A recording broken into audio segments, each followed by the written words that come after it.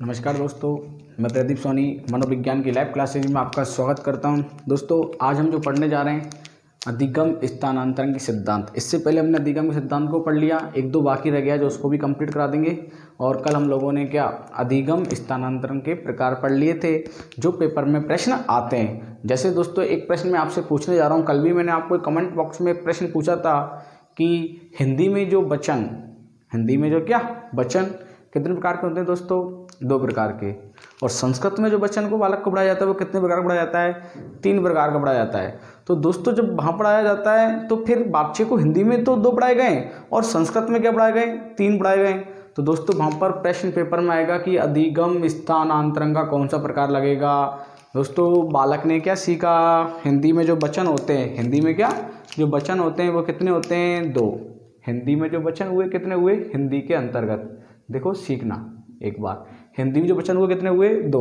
और इसी चीज़ को संस्कृत में पढ़ाया गया, इस चीज़ को क्या संस्कृत में पढ़ाया गया तो कितने हुए दोस्तों? वचन 3 हुए। अब बच्चे ने पहले क्या सीखा? 2 सीखा। अब क्या सीख रहा है बच्चा? 3 सीख रहा है। तो क्या उत्पन्न हुआ? भ्रम उत्पन्न हुआ। क्या उत्पन्न हुआ दोस्तों? भ्रम उत्पन्न हुआ। तो इसमें अधिगम का कौन सा लगेगा? जब भ्रम और जब बाधा उत्पन्न हो जाती है तो वो कहलाता है क्या दोस्तों? नकारात्मक अधिगम स्थानांतरण। जैसे एक केजी क्लास का जो बालक है, एलकेजी क्लास का बालक है, उसको एक अध्यापक ने बताया कि 5 + 5 बराबर क्या होता है? 10 होता है। 5 + 5 बराबर क्या होता है? 10 होता है। अब दोस्तों, नए अध्यापक ने उसको बता दिया 6 + 4 बराबर क्या होता है? 10 होता है। दोस्तों, बच्चे ने पहले क्या सीखा? 5 + 5 बराबर क्या? 10। अब एक दोबारा नया कॉन्सेप्ट सिखाया गया बच्चे को 6 + 4। तो दोस्तों, यहाँ पर बच्चे क्या उत्पन्न हुआ? भ्रम उत्पन्न हुआ, अर्थात बाधा उत्पन्न हुई। तो अधिगम जो स्थानांतरण का जो प्रकार लगेगा दोस्तों, वो कौन सा लगेगा? यहाँ पर नकारात्मक अधिगम का स्थानांतरण का प्रकार या अंतरण का प्रकार।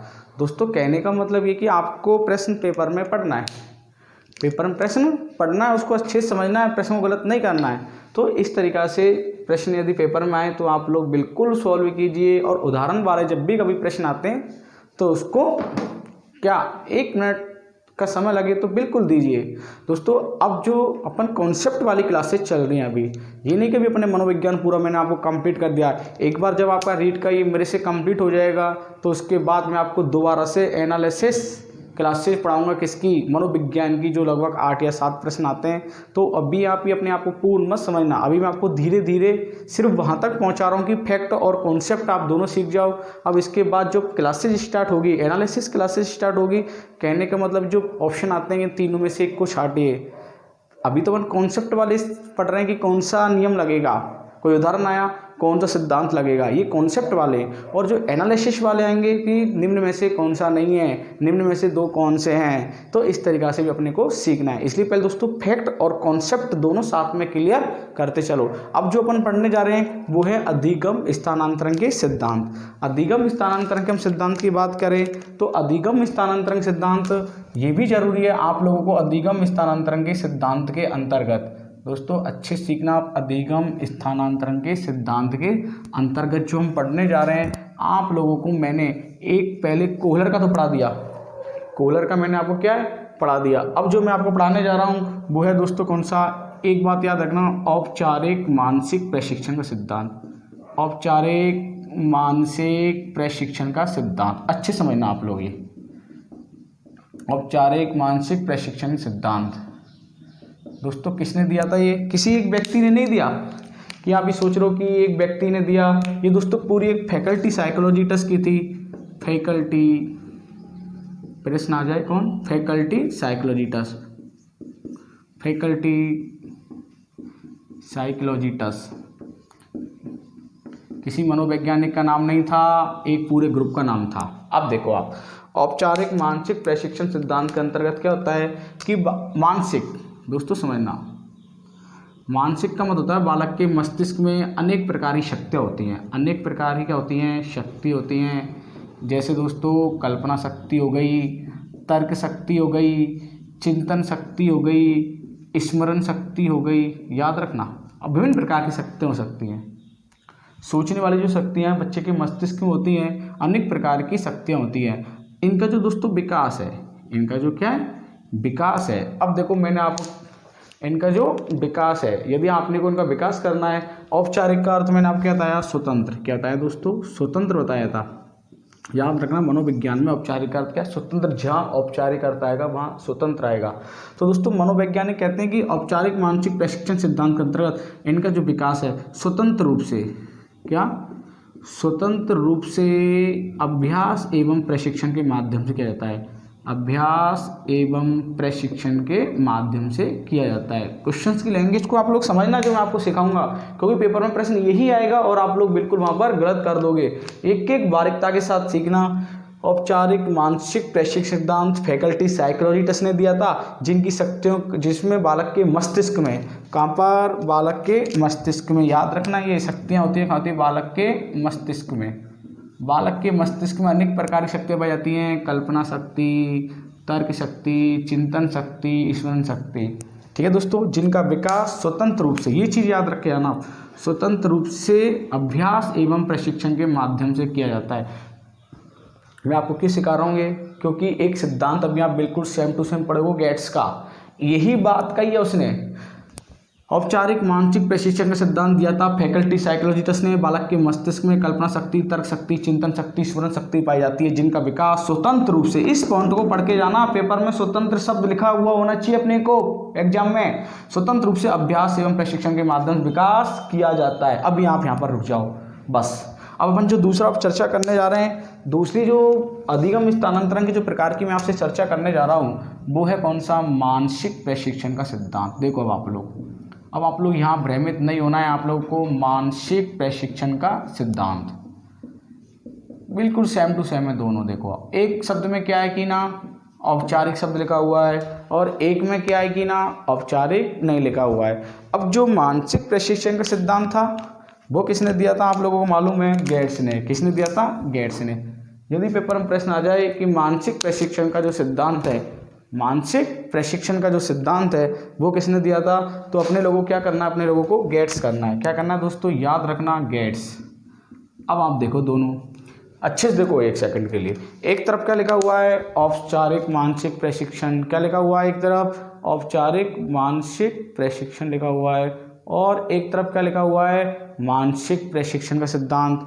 तो दोस्तों जब हम पढ़ने जा रहे हैं इसको कि मानसिक प्रशिक्षण सिद्धांत है, अब आपको मैं बारीकता के साथ बताऊंगा। यहाँ पर देखो आप, थोड़ा औपचारिक है, यहाँ पर क्या नहीं है, औपचारिक नहीं है। यहाँ पर किसने दिया, ये फैकल्टी साइकोलॉजी टेस्ट ने दिया, और यहाँ जो किसने दिया है, गेट्स ने दिया है। अब जो गेट्स अपने को बताने जा रहा है, अपने को बताने जा रहा है कि बच्चे के मस्तिष्क में वही अनेक प्रकार की शक्ति होती हैं, जैसे दोस्तों कल्पना शक्ति हो गई, तर्क शक्ति हो गई, स्मरण शक्ति हो गई, चिंतन शक्ति हो गई।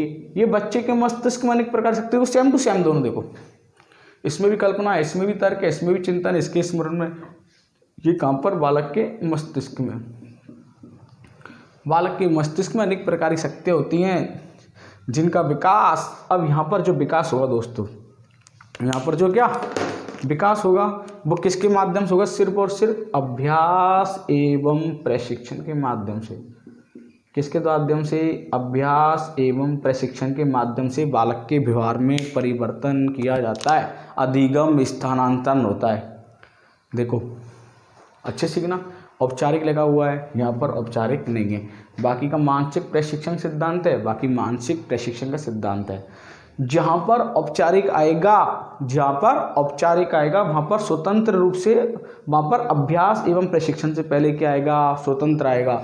यहाँ पर दोस्तों क्या है कि ना औपचारिक नहीं है यहाँ पर, इसलिए स्वतंत्र शब्द नहीं आया है। बस प्रश्न की लैंग्वेज कैसे आएगी, एक बच्चे के मस्तिष्क में अनेक प्रकार की शक्तियाँ होती हैं, उनका विकास स्वतंत्र रूप से अभ्यास एवं प्रशिक्षण के माध्यम से किया जाता है। तो बताओ वहाँ पर अधिगम स्थानांतरण कौन सा सिद्धांत लगेगा, औपचारिक मानसिक प्रशिक्षण का सिद्धांत।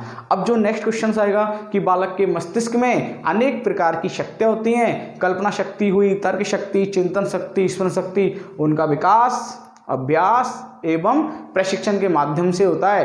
तो बताओ वहाँ पर कौन सा अधिगम स्थानांतरण सिद्धांत लगेगा, मानसिक प्रशिक्षण का सिद्धांत लगेगा। तो दोस्तों मानता हूँ क्लियर हो गया होगा। अब देखो ये सिद्धांत क्या है, अभी इसको आप थोड़ा सा इसको भूल जाओ, इधर आओ।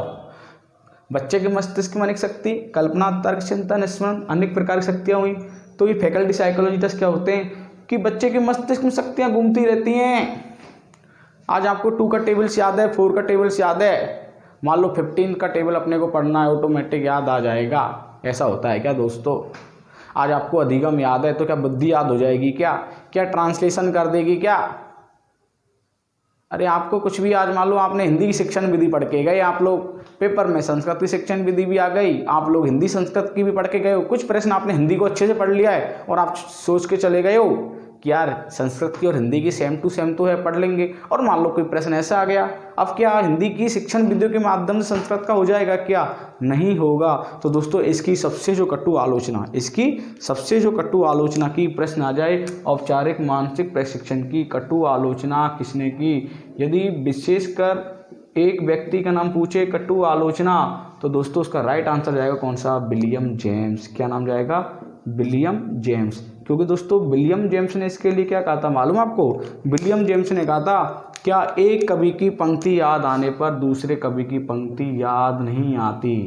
एक कवि की पंक्ति याद आने पर, बहुत इंपॉर्टेंट प्रश्न है, एक कवि की पंक्ति याद आने पर दूसरे कवि की पंक्ति याद नहीं आती।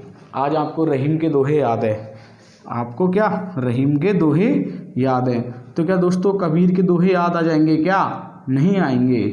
आपको मुंशी प्रेमचंद की कहानी याद है, तो क्या हरिवंश राय बच्चन के आ जाएंगे क्या? नहीं आएंगे। आपको गणित के सूत्र और समन प्रश्न आया था, ये थर्ड ग्रेड भर्ती के अंतर्गत मेरे को याद है कि एक बालक को गणित के सूत्र, नियम और क्या बोलते हैं उसकी प्रमेय या एग्जाम्पल या सामान्यीकरण के माध्यम से बच्चा स्वयं जानता है। एक बच्चा गणित के किसको जानता है? सूत्रों को जानता है। किसको जानता है दोस्तों?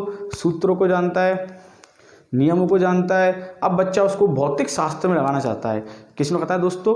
भौतिक शास्त्र को लगाना चाहता है, तो क्या लग जाएंगे क्या? नहीं लगेंगे दोस्तों, ट्रांसलेशन नहीं होगा। इसलिए इसकी सबसे कटु आलोचना किसने की थी? विलियम जेम्स ने। याद रखना, एक बालक गणित के सूत्र और नियम और समीकरण, गणित के सूत्र, समीकरण और नियमों को भौतिक शास्त्र में लगाना चाहता है, तो क्या ये अधिगम स्थानांतरण का प्रकार कौन सा लगेगा? वैसे तो इसके अनुसार है, किसके अनुसार? मानसिक प्रशिक्षण सिद्धांत के अंतर्गत कि शक्तियों का ट्रांसलेशन, पर लेकिन दोस्तों ऐसा नहीं होता, इसलिए सिद्धांत बंद हो गया। इसकी कटु आलोचना किस व्यक्ति ने की थी? विलियम जेम्स ने। और मान लो दोस्तों ऑप्शन में विलियम जेम्स नहीं आए, ऑप्शन में मान लो विलियम जेम्स नहीं आए, तो राइट आंसर जाएगा व्यवहारवादियों ने।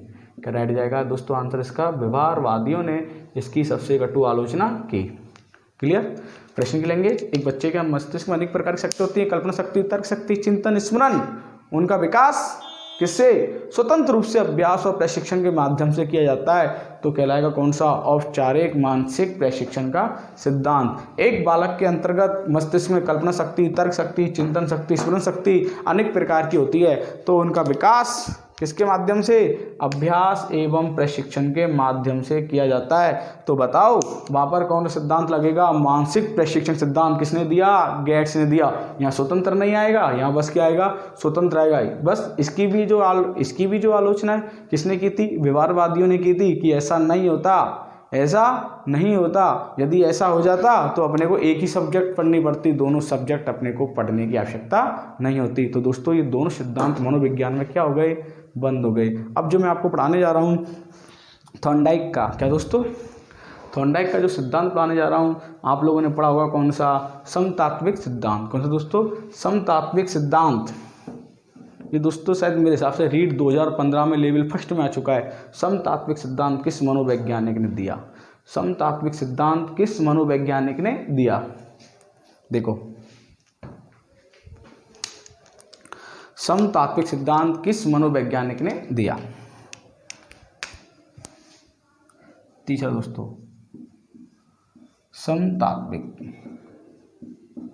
समतात्विक जो सिद्धांत है वो किसने दिया था दोस्तों? थॉर्नडाइक ने।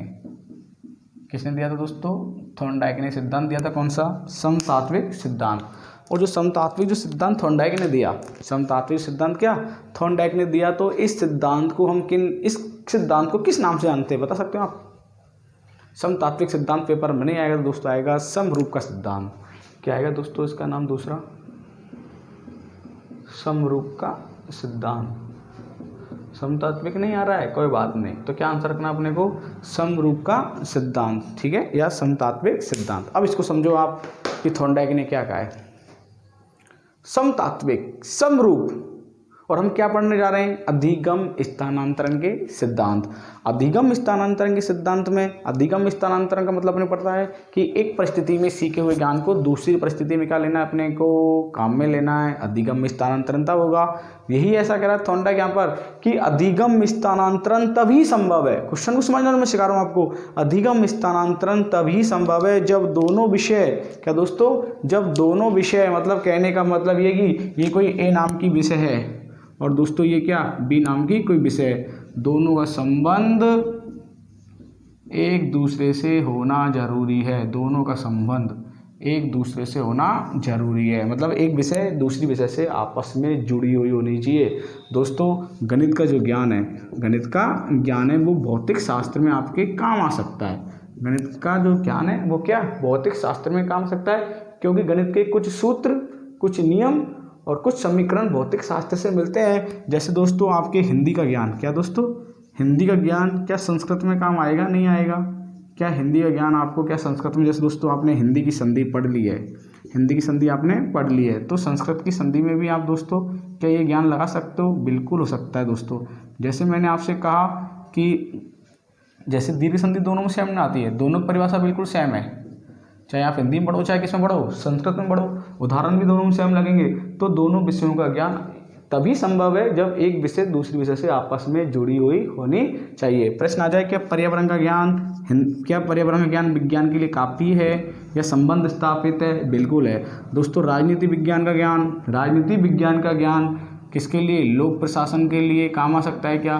बिल्कुल काम आ सकता है। तो कहने का मतलब ये कि अधिगम स्थानांतरण तभी संभव होगा जब दोनों विषय आपस में एक दूसरे से जुड़ी हुई होंगी। किसके अनुसार दोस्तों?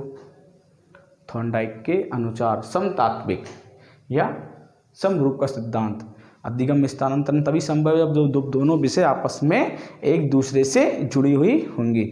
अब जो अपन बात करने जा रहे हैं दोस्तों अगले सिद्धांत की, वो है कौन सा? सामान्यीकरण का सिद्धांत। याद रखना, पेपर में गलत मत कर देना। समरूपता का सिद्धांत किसने दिया?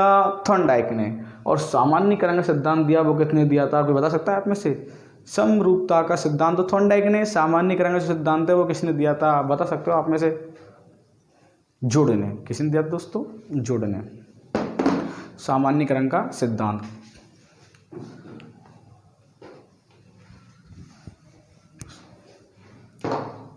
देखो,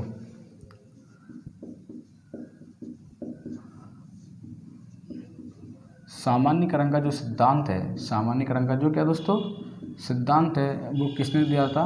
जोड ने या जड़ ने। एक ही बात है, जुड़ भी आ जाए जड़ आ जाए तो अपने को घबराना नहीं है। पेपर में अपने को क्या करना है? प्रश्न पेपर में अपने को क्लियर करना है। यदि इसका जैसे चार्ल्स जुड़ पूरा नाम है इसका, क्या नाम है दोस्तों इसका पूरा नाम? चार्ल्स जुड़ या चार्ल्स जड़। सी जड़ आता है वहाँ पेपर में लिखा हुआ ऐसे है ना। देखो इसने क्या कहा है चार्ल्स जड़ ने, अच्छे सीखना आप लोग कि सामान्यीकरण, एक बच्चे को सामान्य ज्ञान आना जरूरी है। सामान्य का मतलब नॉर्मल, सामान्य विषय पर पकड़ होना जरूरी है, मतलब नॉर्मल ज्ञान होना उसके लिए क्या है? आवश्यक है। तभी बालक विशिष्ट क्षेत्र में जा सकता है। तभी बालक किस में जा सकता है दोस्तों? विशिष्ट क्षेत्र में जा सकता है। कहने का मतलब बच्चे पर सामान्य ज्ञान पहले नॉर्मल आना जरूरी है। कैसे? कहने का मतलब कैसे? बच्चे पर 1 + 1 बराबर क्या दोस्तों 2 आना जरूरी है। सामान्य ज्ञान नॉर्मल, जिसको कहते हैं अपन क्या? सरल विषय। क्या दोस्तों? सरल ज्ञान बच्चे को आना जरूरी है। कठिन विषय सीखने के लिए सरल ज्ञान का होना जरूरी है। अब बच्चा के लिए आप 11 + 11 तो बच्चा आराम से सीख जाएगा। कौन सा? 22। तभी सीखेगा जब बच्चे पर क्या? सामान्य ज्ञान का मतलब थोड़ा नॉर्मल ज्ञान उसके लिए होना क्या है दोस्तों? जरूरी है। प्रश्न आ जाए एक विषय का ज्ञान दूसरे विषय के लिए उपयोगी है तो क्या आंसर आएगा उसका लिए? समतात्विक सिद्धांत। प्रश्न की लैंग्वेज आ जाए कि विशिष्ट क्षेत्र में जाने के लिए सामान्य विषय का होना क्या है, जरूरी है, तो वो कौन सा दोस्तों आंसर आएगा उसका, सामान्यीकरण का सिद्धांत। दोस्तों देखो आज मैं जो सिखा रहा हूँ उस चीज़ को आप लोग थोड़ा सीखो। देखो प्रश्न आया था एक बार, हरे जो सेब होते हैं वो खट्टे होते हैं।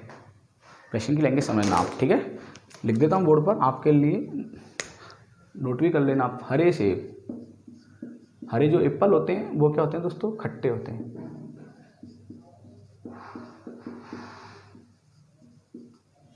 ठीक है, छोटे बच्चे को आपने एप्पल दी, छोटे बच्चे को आपने क्या दी, एप्पल दी, बच्चे ने कहा खट्टा है, स्वाद उसका अच्छा नहीं है। ये कौन सा ज्ञान हो गया दोस्तों, सामान्य ज्ञान, बिल्कुल नॉर्मल। कुछ दिन बाद दोस्तों आपने बच्चे को नींबू दिए, क्या दिए दोस्तों, बच्चे को नींबू दिए, तो दोस्तों नींबू भी क्या दोस्तों यहाँ पर खट्टा है, क्या दोस्तों यहाँ पर खट्टा है। प्रश्न की लैंग्वेज ऐसे ही आएगी कि एक बच्चे को पहले चाहे नींबू दिए जाएं चाहे पहले सेब दिए जाएं, तो कहने का मतलब ये खट्टा होने से पहले उसको एहसास कराया जाता है। पहले प्रश्न आएगा हरे सेब खट्टे हैं, बाद में बच्चे को नींबू खिलाया गया, तो वहाँ पर अधिगम स्थानांतरण का प्रकार कौन सा लगेगा, सामान्यीकरण का, क्योंकि बच्चे ने पहले सीख लिया है। जैसे होता है दोस्तों कि एक बच्चा अगरबत्ती, क्या दोस्तों, अगरबत्ती से जल जाता है, कि अगरबत्ती से क्या होता है, जल जाता है। अब बच्चा क्या होगा कि आग लगने से जलता है, अगरबत्ती से थोड़ा क्या है जल जाता है, या माचिस की तीली से क्या हो जाता है, जल जाता है। तो फिर दोस्तों बच्चा क्या सीखेगा कि आग लगने से, आग लगने से क्या दोस्तों, आग लगने से जल जाता है। तो बच्चे को सामान्य ज्ञान होना क्या है दोस्तों, जरूरी है, नॉर्मल होना चाहिए, तभी तो बच्चा क्या है आगे सीखेगा, तभी तो बच्चा क्या है आगे सीखेगा। जैसे दोस्तों कहने का मतलब ये है कि आप लोगों ने क्या, आप लोगों ने नोटबुक में कुछ भी लिखा, नोटबुक में आपने वो लिखा होगा, कभी आपको घर पर HW दिया गया होगा, क्या दिया गया होगा दोस्तों, HW, और HW में दोस्तों आपने एक पंक्ति लिखी होगी, जैसे मेरा भारत महान है, क्या दोस्तों, मेरा भारत महान है। ये बच्चे ने क्या होता दोस्तों सीखा, सामान्य ज्ञान, नॉर्मल। कौन सा दोस्तों, सामान्य ज्ञान सीखा, नॉर्मल सीखा। ये बच्चा यहाँ पर दोस्तों श्रुति लेख के माध्यम से पूरे HW को या CW को बच्चा कॉपी में करता रहा। ये बच्चे कौन सा ज्ञान था दोस्तों, सामान्य ज्ञान। ये कौन सी क्लास का बात हुई दोस्तों, KG क्लास का। अब जैसे दोस्तों बच्चा किस में आ जाता है, किस में, सेकंड क्लास में या थर्ड क्लास में बच्चा आ गया, जैसे मान लो बच्चा किस में आ गया दोस्तों, सेकंड क्लास में आ गया, थर्ड क्लास का आ गया। अब बच्चा क्या दोस्तों, पूरी की पूरी ये एक पेज है, क्या है दोस्तों, एक पूरा क्या है, एक कॉपी का पेज है, पूरा कॉपी क्या है, पेज है। अब बच्चा दोस्तों इसमें क्या है कि ना हैंड राइटिंग से पूरे का पूरा वाक्य लिखता जाता है। इसमें वाक्य कभी एक नहीं होंगे, पूरा का पूरा पैराग्राफ होगा, पूरा गद्यांश होगा। तो बच्चे ने पहले सामान्य चीज़ सीखी, फिर बच्चा किस में जाएगा, विशिष्ट चीज़ में। तो कहने का मतलब ये है, चाल से जुड़ ये चीज़ सिखाना चाहता है कि बच्चे को सिखाने के लिए पहले उसको सामान्य ज्ञान आना जरूरी है, सामान्य विषय पर पकड़ होना क्या है, जरूरी है। क्वेश्चंस की लैंग्वेज यही आएगी कि विशिष्ट क्षेत्र में जाने के लिए सामान्य ज्ञान पर पकड़ होना जरूरी है। किसने कहा था, चार्ल्स वुड ने कहा। क्या बच्चे को आप, जैसे मैं आपके सामने छोटा सा प्रश्न रख रहा हूँ, एक छोटा सा प्रश्न और रख रहा हूँ जो 2013 भर्ती पंचायती राज के अंतर्गत प्रश्न पूछा कि हासिल का जोड़ सिखाने से पहले बच्चे को सामान्य जोड़ आना जरूरी है। हासिल के जोड़ सिखाने से पहले, जैसे बच्चे को आपने हासिल के जोड़ सिखाना चाह रहे हो। अब बच्चे को हासिल का मतलब आप जानते हो, ये वाले, ये बच्चे के जो हासिल वाले ये जोड़ क्या सामान्य, क्या नहीं है दोस्तों, ये क्या डायरेक्ट सिखा सकते हो, क्या आप विशिष्ट है। पहले आप बच्चे को सिर्फ यही सिखा सकते हो, ये नॉर्मल रूप से। तो विशिष्ट क्षेत्र में जानने के लिए सामान्य ज्ञान का क्या दोस्तों, ज्ञान होना क्या है, जरूरी है। तो सामान्यीकरण का सिद्धांत आपका मैं मानता हूँ क्लियर हो गया होगा। उदाहरण के माध्यम से आए तो पहले देख लेना कि सामान्य ज्ञान हो रहा है या नहीं हो रहा, सामान्य विषय वस्तु पर पकड़ हो रही है या नहीं हो रही है, तभी बच्चा क्या विशिष्ट क्षेत्र में जा सकता है। याद रखना दोस्तों, किसके अनुसार, जुड़ के अनुसार। ठीक है, कंप्लीट। जैसे मान लो आज मैं आपको मेरा उदाहरण देता हूँ।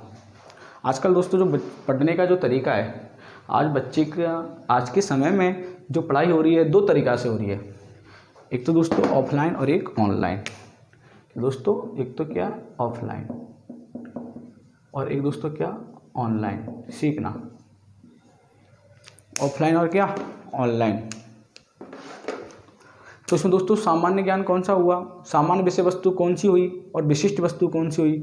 दोस्तों ऑफलाइन पढ़ाना बहुत इजी है, बहुत सरल है, पर ऑनलाइन पढ़ाना दोस्तों क्या है, बहुत कठिन है। प्रश्न आ जाए आपसे कि ऑनलाइन पढ़ाने से पहले ऑफलाइन पढ़ाना बहुत आवश्यक है। अधिगम स्थानांतरण का कौन सा प्रकार लगेगा। सामान्यीकरण का सिद्धांत। नहीं आएगा समझ में दोस्तों। कंप्लीट हुआ किसके अंतर्गत, CH जुड़ के अनुसार, मतलब चाल से जुड़ के अनुसार। अब जो मैं आपके नेक्स्ट बात करने जा रहा हूँ वो है, शायद मैंने आपको पढ़ा दिया है, अब यहाँ नहीं पढ़ाऊँगा, सिर्फ आपको बता रहा हूँ कि गेस्टाल्टवादी सिद्धांत कौन था दोस्तों। गेस्टाल्टवादी सिद्धांत किसने दिया था, कोहलर ने दिया था। किसने दिया था, कोहलर ने दिया। इसको मैं पढ़ा चुका हूँ आपको अच्छे से कि पहले बच्चे ने क्या जोड़ी, छड़ी जोड़ी। क्या जोड़ी दोस्तों, छड़ी जोड़ी। उसके बाद बच्चे क्या जोड़ रहा है, बॉक्स के ऊपर क्या रख रहा है, बॉक्स रख रहा है। क्या उसने अधिगम स्थानांतरण किया, नहीं किया, बिल्कुल किया, पूर्ण से अंश की ओर, पूर्ण से अंश की ओर। किसने कहा था, कोहलर ने कहा था। गेस्टाल्टवादी का ये नियम था जिसको हम पढ़ चुके हैं। प्रश्न ऐसे भी आ सकता है कि अधिगम स्थानांतरण का सर्वश्रेष्ठ जो सिद्धांत है वो किसने दिया, कोहलर ने दिया। किसने दिया, कोहलर ने दिया। जिसने अधिगम का कोहलर सिद्धांत नहीं पढ़ा है, नेक्स्ट वीडियो में जाके नहीं, जो पहले की वीडियो है उसमें वो क्लास में देख सकता है या सर्च कर सकता है, सूझबूझ का सिद्धांत PD सोनी सर। ठीक है दोस्तों। तो अधिगम स्थानांतरण का गेस्टाल्टवादी सिद्धांत हम पढ़ चुके हैं। अब दोस्तों इसमें एक सिद्धांत और आता है अधिगम स्थानांतरण में, द्विकारक का सिद्धांत। क्या दोस्तों, द्विकारक का सिद्धांत। देखना जो दोस्तों द्विकारक का सिद्धांत है वो किसने दिया था, स्पीयरमैन ने। किसने दिया था, स्पीयरमैन ने। स्पीयरमैन ने दोस्तों दो कारक बताए थे, एक का मतलब G कारक और एक का मतलब दोस्तों S कारक। G का मतलब दोस्तों क्या, जनरल। क्या दोस्तों, जनरल। और S का मतलब दोस्तों स्पेशल। G का मतलब जनरल और S का मतलब दोस्तों स्पेशल। ये दोस्तों कौन सा कारक हो गया, सामान्य कारक। कौन सा हो गया दोस्तों, सामान्य कारक। ये क्या हो गया दोस्तों, विशिष्ट कारक। क्या हुआ, सामान्य कारक और क्या दोस्तों, विशिष्ट कारक। अब देखो स्पीयरमैन कहता है, वही बात हो गई कौन सी, अभी जो हमने पढ़ा था सामान्यीकरण का, कि विशिष्ट क्षेत्र में जाने के लिए, विशिष्ट क्षेत्र में जाने के लिए सामान्य ज्ञान अपने को आना आवश्यक है, या सामान्य विषय वस्तु का पर पकड़ होना क्या है, जरूरी है। दोस्तों एक प्रश्न पूछ रहा हूँ अभी, तो आप इसको थोड़ा सा ऑफ रखो। आता है तो प्रश्न आप जवाब दीजिए। क्या एक बच्चे को हिंदी का गद्यांश या पद्यांश पढ़ाया जा सकता है क्या। एक बच्चे को, जो बच्चा KG क्लास में आया हुआ है, KG क्लास में बच्चा आया हुआ है, अब आपको उसको पूरा पैराग्राफ पढ़ाना है, पूरा गद्यांश पढ़ाना है, क्या बच्चा पढ़ सकता है क्या, नहीं पढ़ सकता। उससे पढ़ने से पहले उसको बच्चे को क्या आना चाहिए, वर्णों का ज्ञान होना चाहिए। ए आ ई, छोटा ई, बड़ी ई, क्या है, 12 खड़ियों का ज्ञान होना चाहिए। तो दोस्तों विशिष्ट क्षेत्र क्या हुआ, बुक्स पढ़ना, और सामान्य क्षेत्र क्या हुआ दोस्तों, वर्णमाला को पहचानना। क्या बच्चा दोस्तों 9545 पहले लिख सकता है क्या, ऐसा लिख सकता है क्या दोस्तों। छोटे बच्चे को कहोगे नहीं, इसको लिखने से पहले बच्चे को अंकों का ज्ञान होना जरूरी है, छोटे छोटे अंकों का, गिनतियों का ज्ञान होना जरूरी है, तभी बच्चा दोस्तों क्या सीख सकता है, विशिष्ट क्षेत्र में जा सकता है। प्रश्न की लैंग्वेज ऐसे आ जाए कि पहाड़े बोलने से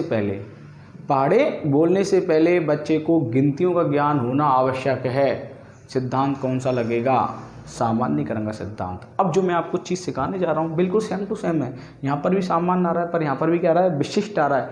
पर लेकिन दोस्तों यहाँ पर जो चीज़ लगेगी, इसका मतलब यहाँ पर जो लगने वाला है, यहाँ पर लगेगा जन्मजात, और यहाँ जो दोस्तों लगेगी क्या, अर्जित। क्या लगेगी, एक चीज़ याद रखना, यहाँ जन्मजात और क्या दोस्तों यहाँ पर अर्जित। अब मैं आपको कहने का मतलब इस सिद्धांत को, द्विकारक जो सिद्धांत है स्पीयरमैन ने दिया था, इस सिद्धांत को मैं अभी आपको यहीं कंप्लीट तो कर देता हूँ, पर लेकिन दोस्तों मज़ा नहीं आएगा, क्योंकि इससे पहले अपने को बुद्धि का एक कारक सिद्धांत पढ़ना जरूरी है। इसको मैं आपको बुद्धि के अंतर्गत पढ़ाऊंगा, पर लेकिन हाँ आपको सिर्फ इतना सा याद रखना है कि इसके अंतर्गत प्रश्न कैसे आएगा। इसके अंतर्गत प्रश्न कैसे आएगा कि अर्जित ज्ञान के लिए, विशिष्ट नहीं आएगा, अर्जित ज्ञान के लिए जन्मजात शक्तियों का होना आवश्यक है। नहीं आएगा समझ में आपके। विशिष्ट क्षेत्र में जाने के लिए कौन सा सिद्धांत लगेगा, सामान्यीकरण का। अर्जित क्षेत्र में जाने के लिए लगेगा कौन सा, द्विकारक का। तो कहने का मतलब ये कि एक जी कारक और कौन सा एस कारक एक दूसरे से संबंध होना जरूरी है। यहाँ पर जन्मजात और अर्जित का आएगा, वहाँ पर सामान्य और किसका आएगा, विशिष्ट का आएगा। इसको मैं आपको बुद्धि जो सिद्धांत है उसके अंतर्गत पूरा पढ़ूंगा, क्योंकि पहले अपने को एक कारक का ज्ञान होना क्या है, जरूरी है। सभी अभी आप सिर्फ इतना ही पढ़ लेना कि द्विकारक सिद्धांत किसने दिया, स्पीयरमैन ने। दो कारक बताए थे, जी कारक और क्या, एस कारक। ठीक है दोस्तों, तो कहने का मतलब ये कि जो द्विकारक सिद्धांत को अपन बुद्धि में पढ़ेंगे और बिल्कुल अच्छे से ही इसको क्लियर करेंगे। अब जो दोस्तों इसमें एक सिद्धांत और बढ़ता है, कौन सा, उद्देश्य एवं आदर्श का सिद्धांत, जिसको आदर्श एवं मूल्य का सिद्धांत भी कहते हैं। आदर्श एवं क्या, मूल्य का सिद्धांत भी कहते हैं। बता सकते हो किसने दिया था, वो भी अधिगम स्थानांतरण के अंतर्गत आता है। आदर्श व मूल्यों का सिद्धांत, आदर्श व मूल्यों का सिद्धांत।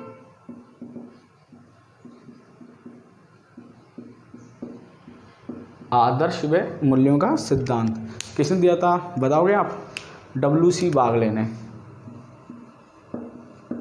WC नोट कर लेना है ना इसको अलग से, शायद आपकी नोटबुक में नहीं लिखा होगा। WC बागले, WC बागले ने सिद्धांत दिया, बहुत अच्छी बात बताई थी। क्या बताई थी, ये छोटा बच्चा है, ये छोटा बच्चा है, समझना। बच्चे की उम्र कितनी, 2 साल की। कितनी दोस्तों, 2 साल की। ये दोस्तों ये जो बच्चा है इसकी एज कितनी, 12 साल की।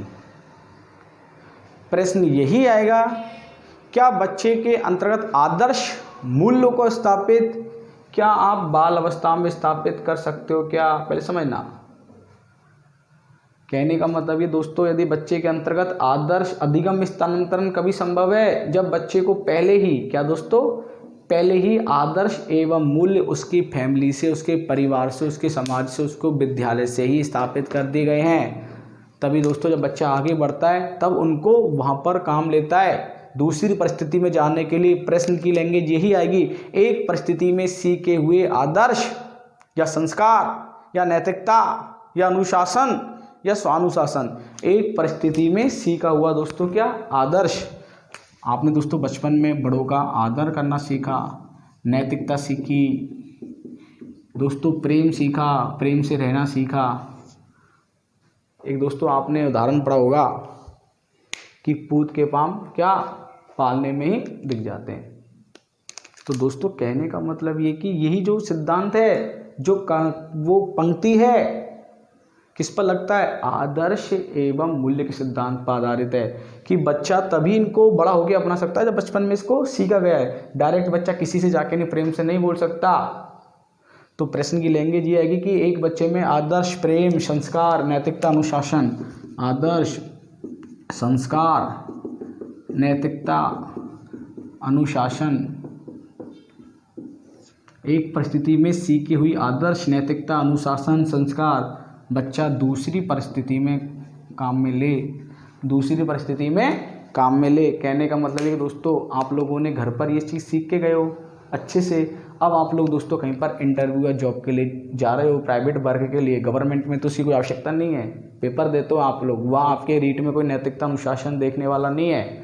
पर लेकिन प्राइवेट में जब आप इंटरव्यू देने जाते हो सकता है दोस्तों वहाँ पर आपसे बोलने वाला जो व्यक्ति है उससे आपको क्या दोस्तों प्रेम से बोलना पड़े, आदर्श से रहना पड़े उसके सामने, संस्कार भी आपके सामने अच्छे होने चाहिए। तो आदर्श एवं मूल्यों का स्थापन पहले से ही होना चाहिए, तब आप उसको दूसरी परिस्थिति में काम में ले सकते हो।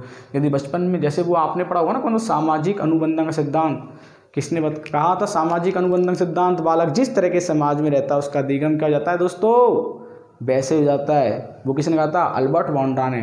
दोस्तों आप बचपन में बच्चे को क्या हिंसा प्रवृत्ति सिखाओगे तो बड़ा जाके बच्चा क्या करेगा, हिंसा प्रवृत्ति सीखेगा, मारदार सीखेगा।